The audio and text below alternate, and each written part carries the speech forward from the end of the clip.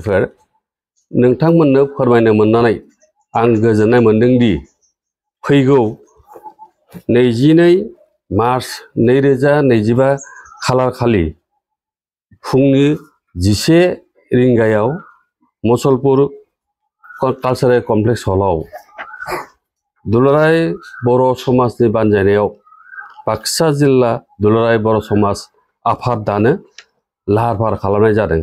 बेनिखायनो नोंथांमोनखौ बे खालाराव फैनानै गाजा गोमजायै बाहागो लानो थाखाय खावलायहरनाय जाबाय। बेफोर नोंथांमोननो फोरमायनो मोननानै आं गोजोननाय मोनदों दि फैगौ 22 मार्च 2025 खालार खालि फुंनि 11 रिंगायाव मुसलपुर कालचारेल कमप्लेक्स हलाव दुलाराय बर' समाजनि बानजायनायाव बाक्सा जिल्ला दुलाराय बर' समाज आफाद दानो लाहार फाहार खालामनाय जादों।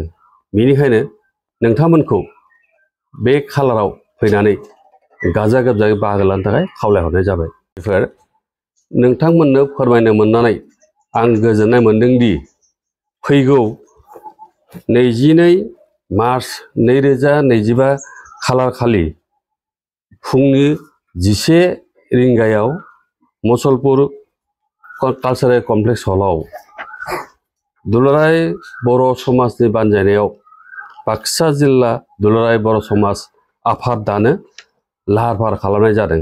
बेनिखायनो नोंथांमोनखौ बे खालाराव फैनानै गाजा गोमजायै बाहागो लानो थाखाय खावलायहरनाय जाबाय। बेफोर नोंथांमोननो फोरमायनो मोननानै आं गोजोननाय मोनदों दि फैगौ 22 मार्च 2025 खालार खालि फुंनि 11 रिंगायाव मुसलपुर कालचारेल कमप्लेक्स हलाव दुलाराय बर' समाजनि बानजायनायाव बाक्सा जिल्ला दुलाराय बर' समाज आफाद दानो लाहार फाहार खालामनाय जादों।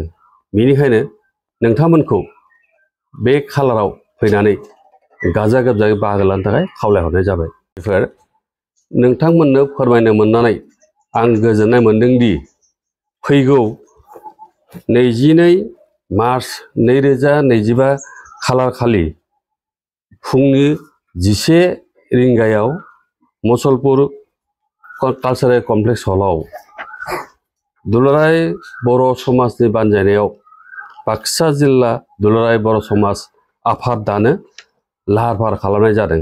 बेनिखायनो नोंथांमोनखौ बे खालाराव फैनानै गाजा गोमजायै बाहागो लानो थाखाय खावलायहरनाय जाबाय।